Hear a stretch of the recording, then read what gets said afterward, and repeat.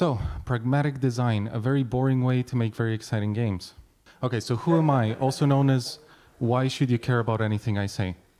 I started with educational and VR stuff back when VR was first starting. We were using the Oculus dev kits and it was a nightmare. That's when everybody was puking the moment you move in VR. Then we did some experimental weird stuff like ARG games where you would get called in real life before GDPR. Then we did some pixel art stuff, procedural things. Then for a while I was destined for mobile games and it was the low point of my career. And then I moved on to Cyberpunk where I was a quest designer on the base game. And then I joined Techland where I worked on Dying Light 2 on some of the gameplay and I worked on their upcoming fantasy RPG. And currently I'm a game director at an Italian indie studio. We're double A and we're making a Mediterranean take on the Souls-like genre. And now I'm going to explain how all of these random things actually connect.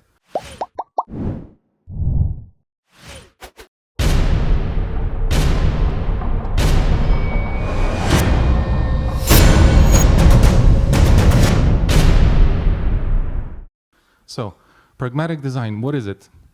First of all, it's not rational design, it's not the Ubisoft thing. What it is a very simple definition, which is dealing with things sensibly and realistically in a way that is based on practical rather than theoretical considerations, conveniently summarized by somebody that's not me and is actually concise. But why do we need it, right? Why do we need more terms? Why do we need more standards? The difference between rational design and pragmatic design is that I mostly focus on everything outside of the theoretical. So welcome to the dystopian setting of current year. We have some worrying trends in games, right? We seem to be losing our way somewhat. It's getting harder and harder to justify these giant budgets. We're hitting diminishing returns with visuals. Tech is getting harder and harder to wrangle. We're going up to cases where a single character needs a team of people. Design by committee is becoming a problem because as you scale up, you need more leaders to manage all these people, and generally things get watered down. And the public opinion is becoming a little fickle, right? We have tested our limits as an industry in terms of greed and monetization and reusing stuff, and we need to be a little bit cautious because it feels like we're losing people. However, there is a little bit of a redemption arc. Actually, this got added in from this year because it's been a surprisingly good year. So maybe we're going in the right direction. I would like to think that we're in a golden age of gaming, but it's really important to keep this stuff going and keep a lot of things in mind because personally I think games are more complex than ever to make. And I'm going to start with this one. It sounds really obvious, but people make games, okay? It's not tech, it's not software, and I think sometimes we can lose ourselves in paper and prototypes and ideas in our head and forget that, yeah, it's people that do all this stuff. So first we start with you, the most uncomfortable part of development, self-reflection. You need to know yourself, not in like 5 years of therapy and what happened in your childhood way, but at least a little bit in terms of what are your blind spots as a designer? Is there maybe a genre or an aspect of life that you're not too familiar with? What kind of inherent biases do you have as a result due to your preferences? And how does this affect your vision? So I'm currently a game director, so some of the stuff in here is more about the leadership and higher level side of development. But even if you're a solo dev or you're in a small team, you still need vision, even if you're managing a team of one. And the most important thing for me in a game project is you establish the vision early, and it does not change, okay?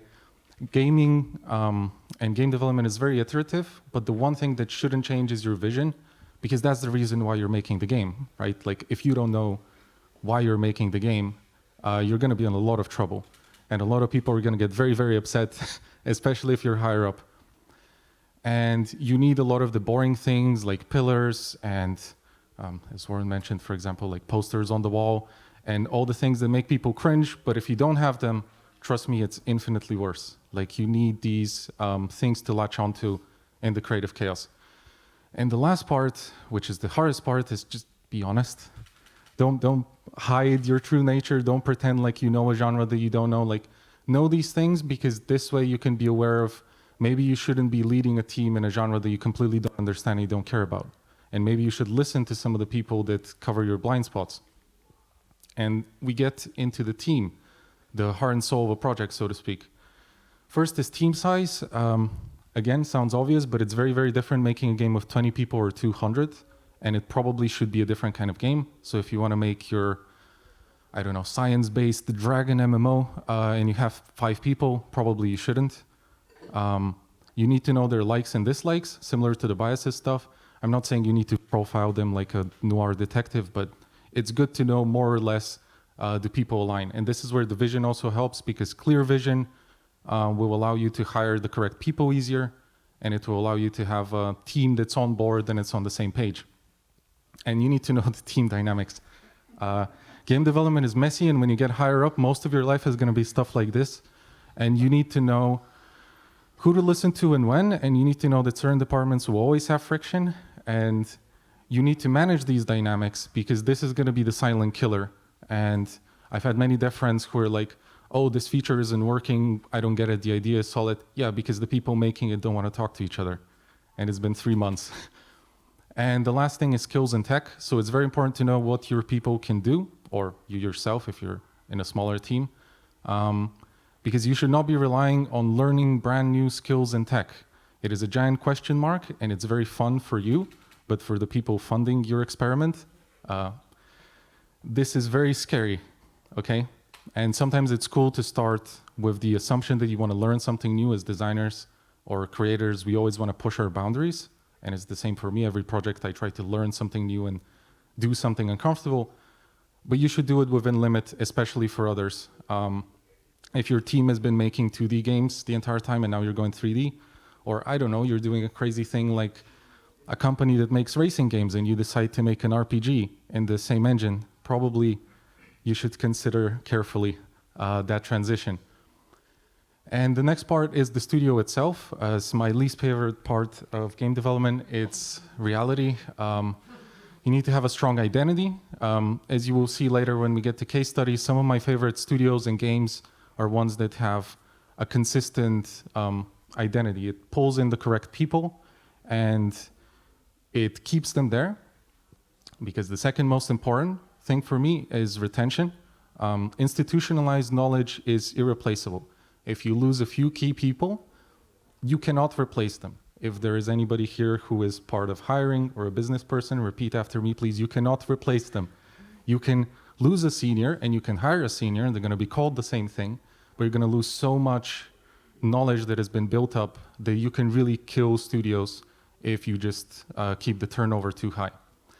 The next is trust in management. This is the hardest one. I'm going to strategically skip this one for the sake of my career. Then you need to focus on retention again and financials. I hate money, you probably hate money, but unfortunately we live in a society where it's a prerequisite to making cool things, especially when it's not words on a page. Games are tech, and tech is complicated and finicky, and we all need to pay our rent, right? So just don't be that guy. And retention, please. Try to retain your talent. It's, for me, one of the best indicators that a studio is doing something right. Because many studios can make one good game, but to make a truly amazing game, you need to build on that institutionalized knowledge of people that know each other. So we're off to the game, like the part that you all actually care about. In the beginning, we start with, as all good stories, necessarily long exposition. There's the unlimited possibility space, the Big Bang. Anything can happen. You are Will Wright, you're Kojima, you're unshackled by the mortal realm, but you should probably find the correct starting position. It can be anything. As designers, we tend to start with an idea or a mechanic. It can be a vision, like a fantasy, like maybe I want to feel like a detective in the 60s or something like this, but like a strong core.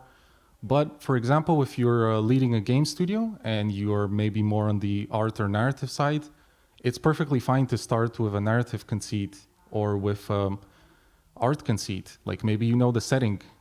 I know this is a design faux pas. Like you don't want to say like, oh, we have this beautiful game, we're going to figure out what the game part of it is later. But to be honest, depending on the project you're making, this can actually work. You just need to make sure you start from the correct angle. Do your homework. If there's anything similar, probably find out why it worked or why it didn't. If there isn't, then either you're really brilliant or you should be really worried, or maybe you're somewhere in between. Trends, things that I hate, but they are actually useful from a business point of view. Common player qualms, if you're making something that already exists, what are the things that people hate? Like, don't go to Metacritic to look at inflated review scores. Go to, okay, well, brace yourself mentally first, but go to Reddit, go to Twitter, go to player forums, look at streams with a few viewers, look at what people commonly struggle with. Watch really long play sessions. If you have previous games you've worked on, this is also very interesting and painful. Like when Cyberpunk released, we had a lot of player qualms with the game. So there were a lot of lessons we could learn. And ultimately, you want to make the game that you wish existed and doesn't. That's actually a very important part. That's for all the people making battle royales and extraction shooters. You need to make something that you as a gamer would really wish somebody else would make. And that's when you know you're onto something. And for the business people, it actually also sells games. So we're on a board and we're on the same page. And you can be these guys, but just remember, it's mostly the team that makes the game. And you just need to focus on the vision and the starting point and keep that solid and in place. Then the next, I wish I named my slides in a more understandable way. I'm actually not sure what this one, yes. You need to know what you're creating. So know your poison. Depending on the genre, you might be really off in the deep end. For example, I work on a Souls-like right now. If you are not a hardcore Souls-like player, if you don't really get it, you're gonna be in trouble. It's a very mechanically complex genre, right? There are certain other genres where it could be very advantageous if you come in from the outside. Let's say Joseph Fares with Haze Light. His experience from Hollywood actually makes him a brilliant designer because he brings a fresh take. But for some of the more mechanically elaborate stuff, it's really good to know, or at least know what you don't know. This is very crucial for leadership, because otherwise you will not be able to know when to listen to people, and you will not be able to make the crucial decisions. So when somebody says, like, do we do this combat mechanic this way or that way, and you have no idea about the genre, you're probably just going to listen to the person that seems like they know better, and they probably don't. And you're going to make a lot of mistakes and make a lot of people unhappy, mostly players. There's always more to a genre than you think. Even a visual novel has a lot more complexity than you would imagine. So that's also why it's important to have some level of familiarity. You look at a platform, it's like, how hard could it be to make some pixels jump around? But there's making a really great platformer is about all these little details and tips and tricks that we all know. You're going to be pinching hitboxes and playing around with different kind of colliders and squash and stretching like the Disney pros. And you're going to do all these little things that nobody knows exist, but they're part of all the great games in the genre. And GDC is actually a great reference for this and all sorts of industry talks and podcasts. I highly recommend it. Just, if you don't know how to do something, just steal the knowledge. Game developers are really silly. Like, we're still just telling everybody exactly what we're doing for free. So, or I don't know, you're making a racing game. Do you know how much tire simulation goes into a racing game? Did you even know that tires were simulated in racing games, or suspension? It's the same, like Souls-likes. There's 4 mechanics that govern how you block an attack in Elden Ring. So just be aware that it's a giant digital iceberg, and you need to be very careful. Now, the next thing is, we are making something that's technical. We are artists, we like art. It's really cool to work in the abstract space, but ultimately this is a piece of software and you need to know your existing limitations well. I'm a little biased because my background is a programmer and I was into physics, but the better you know your tech, the better game you're gonna make. It sounds really boring and shitty, but if you wanna maximize how you're using whatever exists, you need to really know it. Be very, very careful of engine transitions. Every time I've done this, it's been the most painful experience of my life. We recently moved from Unreal 4 to 5, and Epic said it's going to take 2 clicks in 1 week. And 1 year later, we're recreating the game in Unreal 5, and it is better, but this is really scary. And if you don't know the tech, as somebody higher up, you could easily make the call of like, yeah, I mean, for 2 weeks, getting the brand new engine with all the cool stuff, of course I'm going to do it. And don't fall for promises. Epic make amazing stuff. I love them. But they're a company that's selling a product, ultimately. Like, they want you to use their engine. They have a marketing budget. They're going to make stuff sound nicer and smoother than it actually is. You know, it's a public-facing piece of software. So be aware of this whenever you see Lumen or Nanite or the next great thing, and don't immediately go like, oh, I could totally drag and drop a procedural Quixo asset and make the best game ever. And the next thing is to keep it real. I'm going to go on a tangent. You will indulge me for a moment. I'm sorry. You're a captive audience. There's a little thing called an aircraft carrier. They're used to project power internationally. The US loves them for obvious reasons. They only have a few of them because they're really, really stupid and big and expensive. But they were all based on a really, really old foundation from, I believe, the 60s or the 70s. Which means there was a 50-year gap before they made their new model. And in 50 years, a lot of things have changed, and it's one of their most important things, right? So they were like, okay, let's see what innovations are there. And everything, they changed everything, from the propulsion to the way it was laid out, to the way you move ammunitions. And essentially what happened was one of the biggest disasters of financing and planning. I think the new one finally came out 25 years after it was supposed to or something, but the reason I have the $400,000 flush is because somebody decided to make some really cool heating system, and they made the pipes for the sewage 5 centimeters smaller, and as a result it clogs up so often, and the only way to flush it is with really expensive acid. So every single time this thing clogs up in the middle of the ocean, they have to do a $400,000 flush. So don't be the military industrial complex, I guess is the point I'm making. One step at a time. You know, don't change everything. I know you have a lot of ideas, but maybe you don't need to change the way a story is told alongside the RPG progression, alongside the way you do cutscenes. It's okay to keep a few things safe for the sake of your sanity. And don't fix what isn't broken. You know, you could try changing the control scheme radically of every single game you ever make, but maybe it's fine to just keep it vanilla and focus on the interesting new stuff that you're doing, because it gives you that foundation that you can build on and make sure that what you are focusing on is really, really done well, and it keeps your vision clear. Now this is I'm not going to get into this too much, but this is one of my pet peeves, the progression and the way we shove in ideas from other games, copying them directly. So be careful. Trust the team, especially QA. QA doesn't get enough love. They're the ones that play your game. They're the ones that are usually the most avid gamers. They understand your product more than even you do. Even as a game director, I have the global vision or whatever, but I don't play the game every day. They do. And they know what's broken, they know what sucks, and stuff like this sucks. And if they tell you it sucks, you should listen to them, because they don't just fix bugs. They're one of your best sources of information. They're the thermometer for your overstuffed turkey in the event. I don't know where I'm going with this analogy, but just listen to QA. Know that each departments have their own inherent bias. The artists will never be satisfied with the art. The audio team will always think your audio sucks. The lighting guys will think the game's hideous. Just be aware and like adjust a little bit to everything you're saying. They're saying you're hearing. And know how to filter it, because again, there's all the bias in between, and course correct often. Vision doesn't change, the details do, and the earlier you course correct, the bigger chance you have of missing the giant coastline. Until the final stages. Actually, I added that bit in so I don't get skinned alive by my team. There is a point in game development where you lock it in and you're going to have better ideas, and you're going to have to suck it up and do the idea that's not as cool because it's too late. And it's better to stick with that idea at the final stages and just do a really, really good version of the idea that's not quite as good as the thing that you came up with under the shower 1 month before release. Okay, enough theory.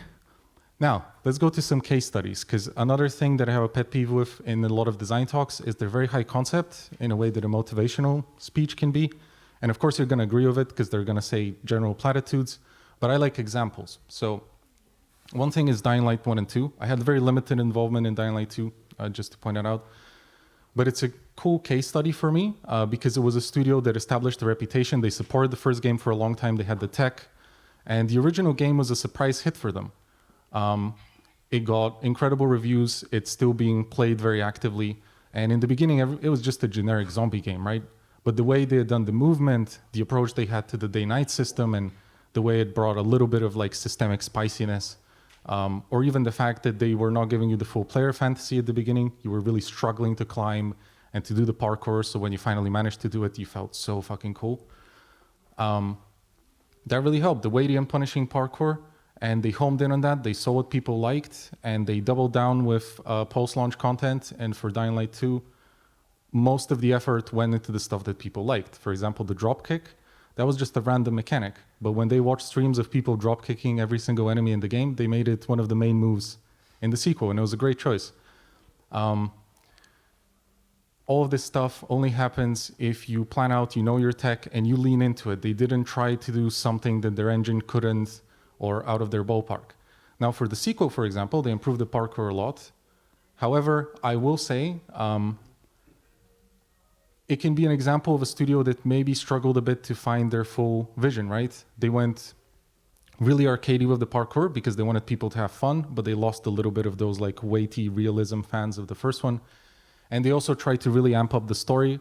And the truth is, people just wanted to dropkick zombies. They didn't really care why. So just know your audience and know the game you're making. And sometimes it's completely fine to half-ass the story.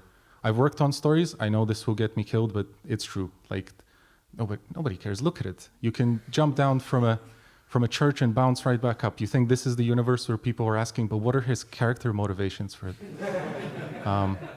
So, you know. Oh yeah, the button prompt upgrades. I'm low on time, so I'm gonna skip those, but just play the game. They're really clever, I promise, says a person who worked on them. The Red Dead Redemption 2, it's also a really cool use case because it does simulation on a scale that only they can with their infinite budget and no common sense. And they have an unmatched level of fidelity, much greater immersion. That's the reason their games are still played every single day, because it feels like a playground, right? There's no other game that can even come close to this stuff. The fact that, I don't know, every piece of wildlife in Red Dead 2 is an actual, like you hear a bird, it's not fake. There is a bird flying overhead, you can shoot it. Is it stupid? Maybe. But you cannot argue with the legacy they have and the amount of money they pull and how people just keep playing these games a decade after launch because it feels like a real world.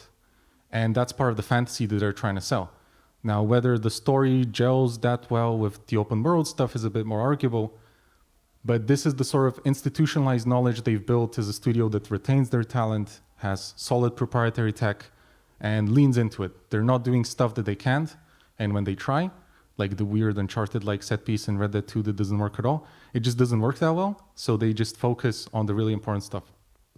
And what they've proven is that it is also still compatible with a highly authored AAA story. Maybe slightly awkwardly, but it doesn't mean that just because you're making some highly specific simulation game, you have to give up on everything else and it's going to be a giant jank fest that's only going to be played by Germans and indie game fans. And it works. They made a lot of money, business people. They made a lot of money making a good game. And Elden Ring, my nightmare and my muse, as somebody that works on Souls-likes, just respects the player. They have a different approach to it. They haven't tried to change. They know what they're good at and what they aren't. They adapted their formula to open world. It's basically an Ubisoft game. You just can't tell because they did it so well. And everybody's like, oh, it's a brand new structure. It's not. It has repeated caves and you fight the same dragon 50 times. But they just found a way to make it cool. And they leaned into the fact that the core gameplay was so solid that you didn't mind repeating the content. But the most important thing is they just respected the player.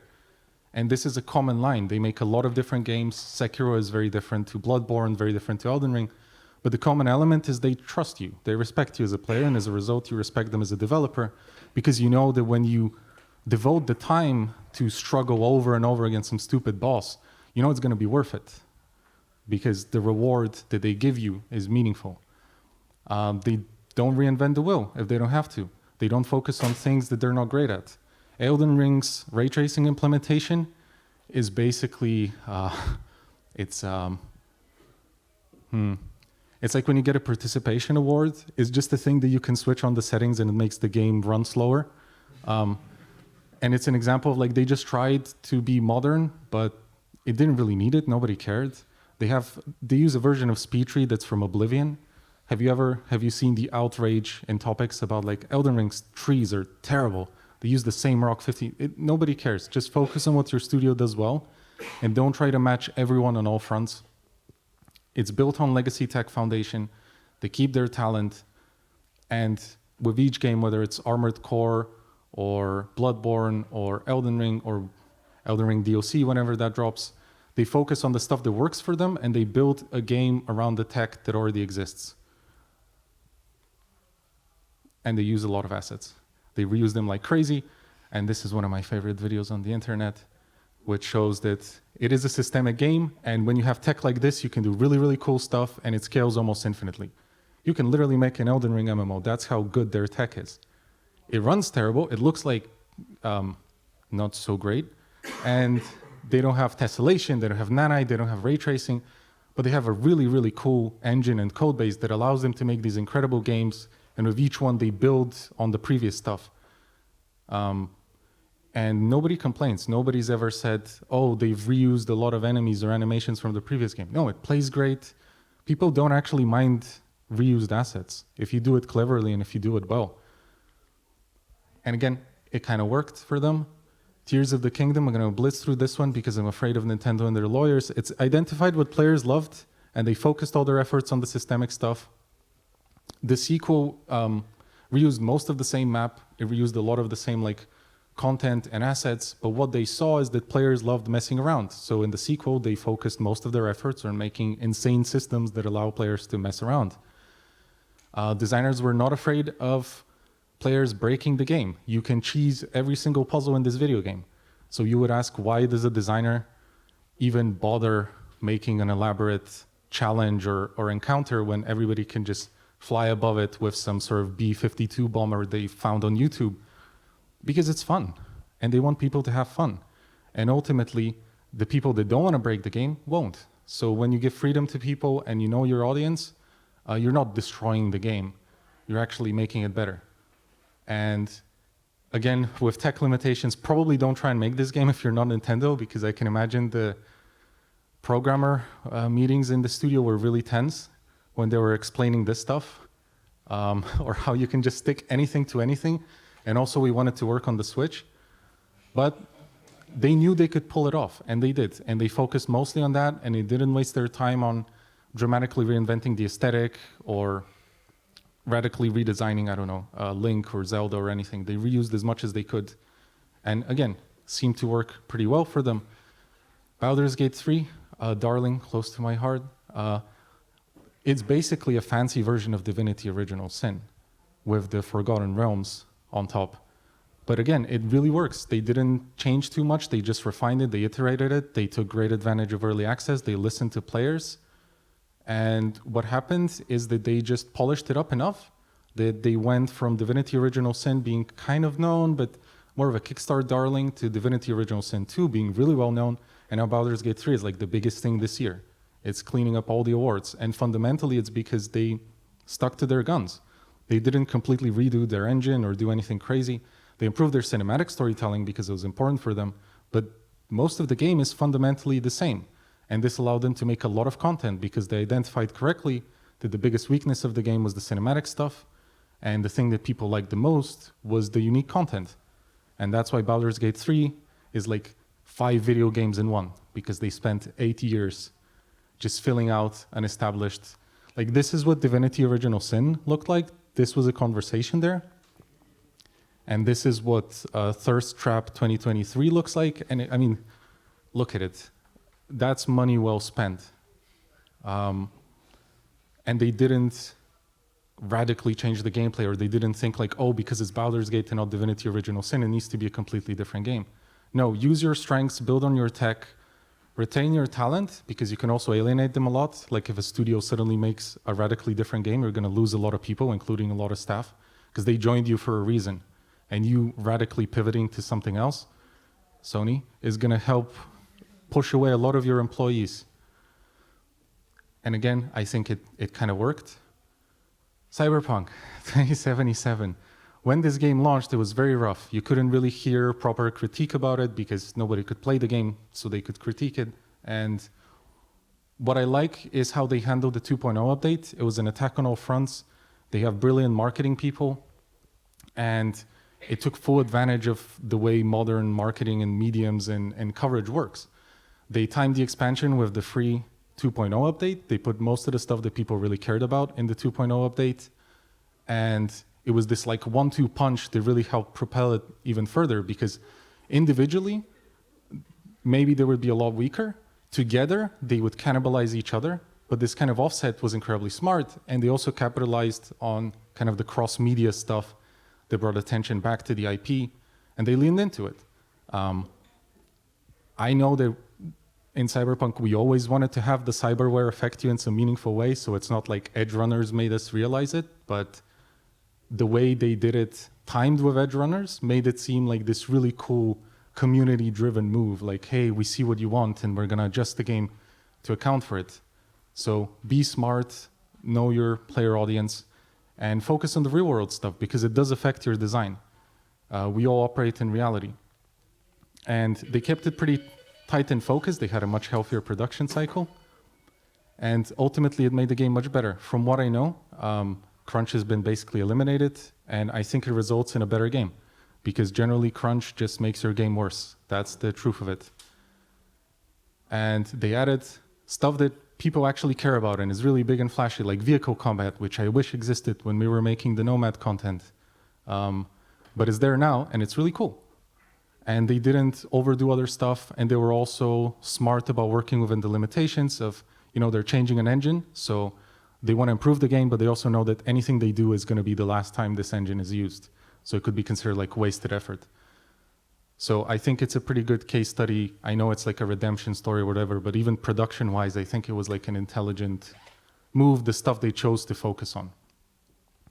Like the world reactivity and the progression and all the things that people really cared about. And again, it worked. The reviews are way up. Now it's considered a redemption. Everybody always secretly liked Cyberpunk. They just didn't tell anyone. And I'm going to breeze through this one because it's not as relevant. I'm just a VR geek.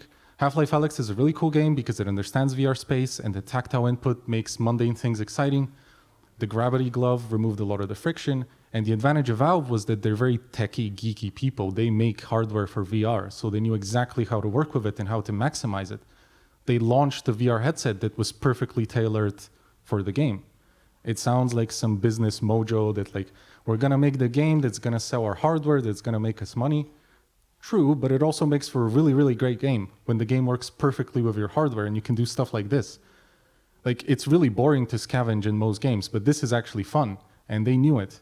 And when they did playtests, which Valve does a lot, I consider them like one of the kings of playtests pretty much, alongside Nintendo, they adjusted. The game used to be more cinematic, but they noticed when people were playing the game, they were just messing around with drawers, opening and closing them and throwing stuff at the wall. So they refocused a lot of their scope on just adding more reactivity.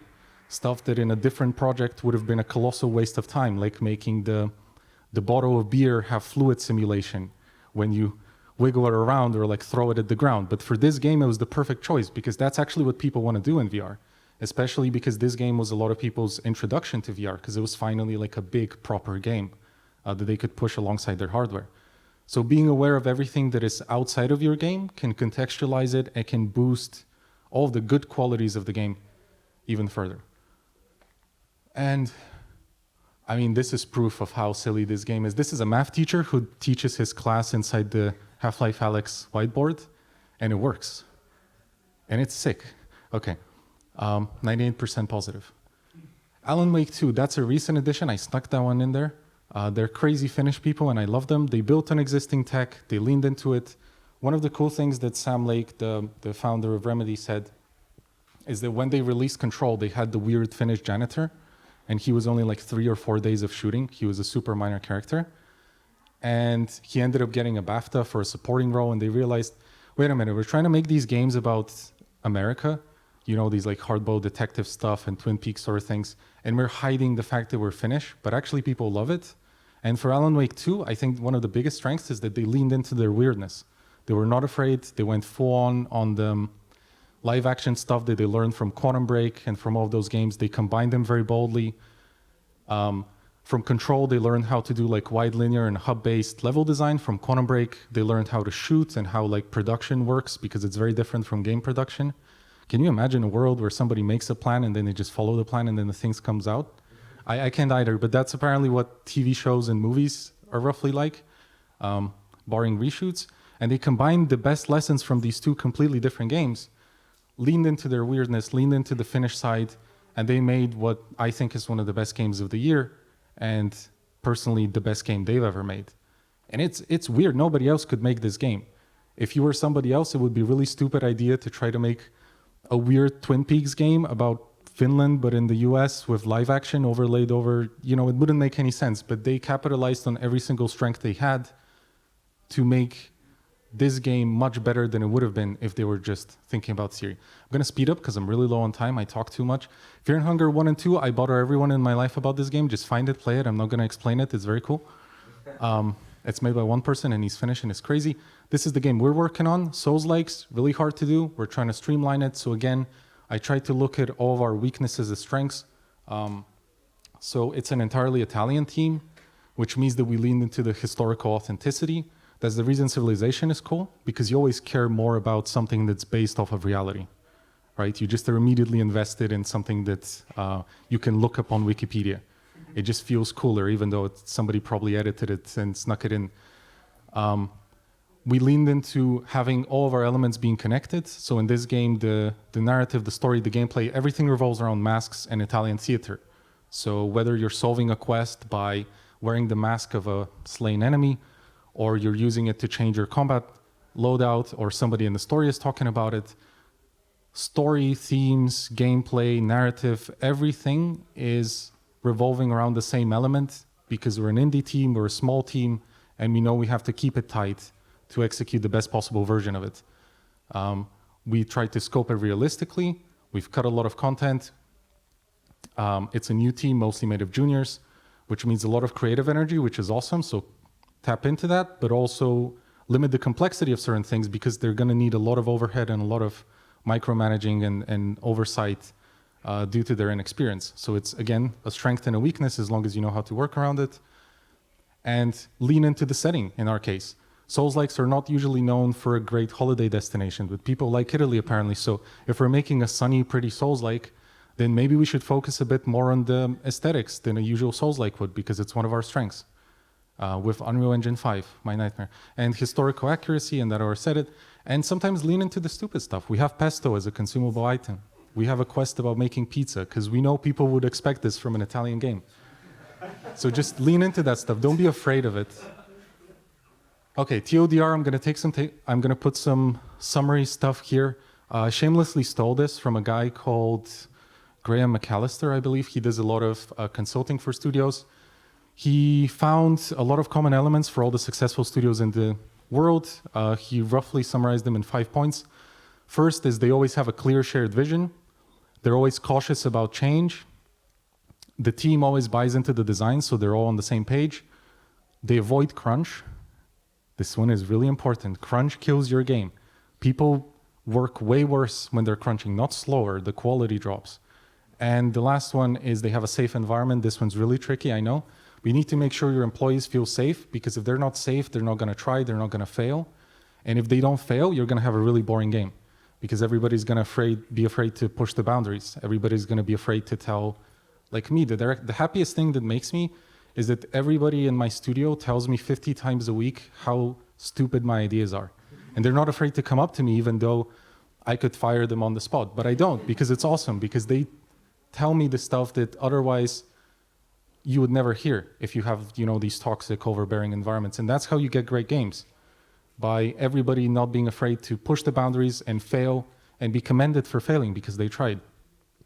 And the next one is, in general, as an approach, ask yourself a few questions as a designer. How many times do you use something so you know how much to focus or not focus on it?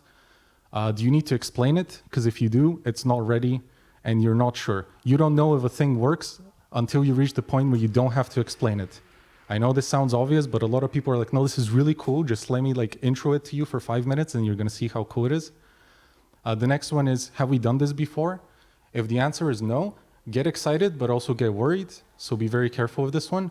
And the last one is embrace the box sometimes. You don't always have to go outside the box. Sometimes you can just like poke a little bit out, like use the box, lean onto it. If you're a small team, if you don't have a lot of budget, use some conventions, use some safe approaches to certain things so you can go wild on the rest of it.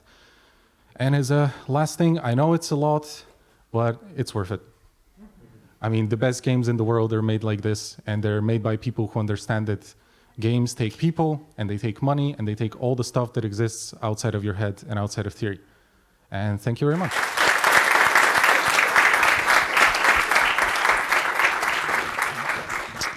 Quite the marathon. That's a lot of slides. Well done. It's so warm in here. I didn't realize this before I started this talk. I was signaling to the people about like, you can come in. There's like chairs, and they're like, no way. They're like, we can breathe out here, you know. This moves us to Q&A. Do we have any burning questions? Everything was crystal clear. Anything that he, you know, like rushed over because of time that you want to hear a little bit more of, maybe? You want to hear more about fear and hunger? Did I hear that correctly, or? No, I'm not going to open that topic, no. It's a lot to process, I know. Yeah. Is there anyone else here I wanted to ask who has experience with engine transitions, and was that a good or a bad decision? No one? No one? I think we all have that experience. Like, let's shift to Unreal, and then, no, you're going to have to remake your whole game. Always happens, right? Yep. Yeah, I think that's one of the key learnings of everything you said. All right. I think if nobody has any questions, because my presentation was so awe-inspiring and complete, we can all go collectively recover outside where it's not so hot. Wait, question? When can we wait your game to come out? Oh, when is the game coming out? Oh, look, my favorite question. I cannot answer, and even if I could, I would lie to you, and I would lie to myself to help myself feel better, but we don't know. Summer, maybe, earliest, hopefully. Yes. All right, then with a... Oh, here we got a question. Let's see, the microphone's coming. Hi, this is an Italian. Thank you for the pasta, really appreciate it.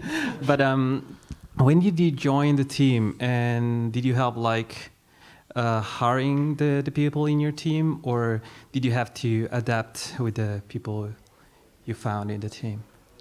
So I joined about 2 years ago. There was an adaptation process to being the only non-Italian in a fully Italian studio, that was for sure. But I did help a lot with the hiring.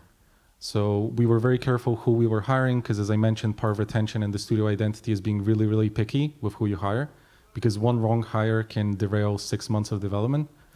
But what I love most about it is it's a passion project for the Italian game industry. So this made my job infinitely easier, because they don't necessarily have to care about the game, they just care about the mission. They care about putting Italy out there on the global stage as a country, as a game dev scene, and as a culture. So use that shortcut, I guess. Like find a studio that already works and then take credit for it. More questions? We got one over here. You talked about the starting idea for a project and how important it is for the vision of the game. How do you know that your idea is the correct idea? You find out 3 years later. You don't. That's the problem. But generally, you try to find an idea that, as I said, is something you wish existed, something that gets you excited, and something that feels like it has the legs to still make you excited after, you know, going through certification on 3 different platforms. Because that's when you know your idea is exciting enough. It needs to have something long-term potential, because whatever you pick at the start is the thing that doesn't change until you release. So be afraid of it, respect it, but also get excited. Question over there. Hi, thanks for the talk. I like a lot the idea of developing a game that you like, a game that you love, a game that you would like to play yourself. However, I cannot get the idea out of my head that it's basically going back to designer-centric design rather than staying on player-centric, as we're now like developing ongoing in these last years. Like if the initial idea comes from a person and this person wants to make a game that they like, how then this idea can be shared with a whole team of people if they don't have a clear player audience to which to refer to.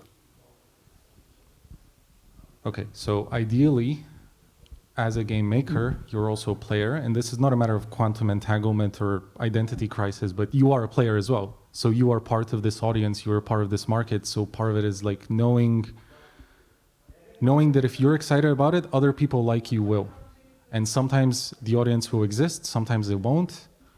But if you have a solid idea that can excite you and the people in the studio, it will probably do well in a market. Of course, sometimes, I mean, I'm more on the artsy experimental side, so don't follow this advice, but sometimes it's just cool to make a really crazy game that sells 5 copies and you just feel good about it. But yeah, I guess it depends on how much money you want to make. Enough for rent, I guess. I have a little test too. It's like who shows up for the play test, who shows up for playing the reference games, and then you can get a true feeling and kind of check if your game, if your devs actually vibe with the type of game you're making. Yeah, that's true. Well, one thing that really helped us is we went to a bunch of events, and it was a huge course correction moment for us. So as a Souls-like, I honestly thought we're going to put it in people's hands, and after 10 minutes, they're going to rage quit, or 5 seconds, especially at a convention floor. But we had to put time limits, and we pulled so many people that weren't classic fans of the genre. And when we realized this, we actually leaned into it. So we put a bunch of quality of life features, and we leaned into things that we weren't so focused on before, because we realized that our target demographic is much broader than we imagined. And that's a great thing. It means that you're appealing to people that were kind of into the genre, but were a little bit off-put because, I don't know, it's miserable and difficult, but now it's sunny, and somehow that feels safer. So play tests, but especially going out to events and kind of creepily observing people and seeing what kind of people play your game. Do they get frustrated? Do they stay? Do they come back the next day? Can really help you know if you actually have an audience and if you're onto something. More questions? Over here? Oh, no. Hello, thank you very much for your talk. I wanted to ask you, how was your adaptation to an Italian studio? Because I have an Italian colleague in my work that he actually told me that the Italian industry, game dev industry, is a bit closed off to the world. So most teams are like full Italian, only speak Italian. So Yes, it is true. It has been difficult. Yeah. I think what helps is that I already really liked Italy on a lot of levels. So I could appreciate the things that they cared about very, very passionately. I need to underline this, very passionately. You have never seen passion until you've told somebody that this specific kind of pasta comes from the wrong region. And this is a way, it sounds stupid, but it's a way to connect with them, right? And it's a way to cross that gap even when like language maybe won't quite take you there. And the other thing is like showing that you respect their culture and the project and the idea behind it helps you gain credibility, and it can be a strength, honestly. A lot of people in the studio told me that they're very happy that there's a foreigner that's running the whole show, because it gives them a fresh perspective, and I can sometimes tell them like, hey, this thing that you think is lame, it's actually really cool for somebody that doesn't know Italy that well. Or this other thing is a really obscure reference to Italian politics, and we should probably take it out. So yeah, again, it's about trying to find the strength in every situation. I have a question. How many people here are indie devs? Okay, a couple. How many people here are in AAA? Okay, and then, okay, it's a mix of both. And I was wondering, because you've worked in both, right? VR, mobile, Yes. AAA. And these limitations and these strategies, would you say they are the same no matter which field you are in gaming, or, you know? They always exist. Whether you have infinity money and you're making GTA 6 or you're 3 people in a basement, you always have limitations, they just change, right? And the other thing is you can also, as like, okay, I love this game, so this is, I'm saying it with love. Like Star Citizen has showed us that no matter how much money and talent you have, you can scale infinitely until you always have problems. So it's just about thinking what's the best thing you can do with your conditions, and it changes a lot. Like maybe if you're an indie team, you're struggling a bit with the money side of things. So you need to do things that are cheaper in terms of cost, but can be a bit more expensive in terms of time because you're living in a garage anyway. So what are you going to do other than work on your game? Or on the flip side, if you are in a big trip away, then you might need to be considerate about how do you scale it up, how do the teams work, or sometimes not having dead zones. It's another really boring thing, but in between projects, that's the reason why a lot of big studios like doing multiple projects. Have a lot of dead time, and there's a lot of people you're paying that are doing basically nothing, and that's a big problem. And sometimes you tend to panic and give them something to do, and then they have to redo it anyways. And you think it's a good solution, but they burn out and you lose them. So the problems change depending on the scale, but they always exist. Just need to keep an eye out.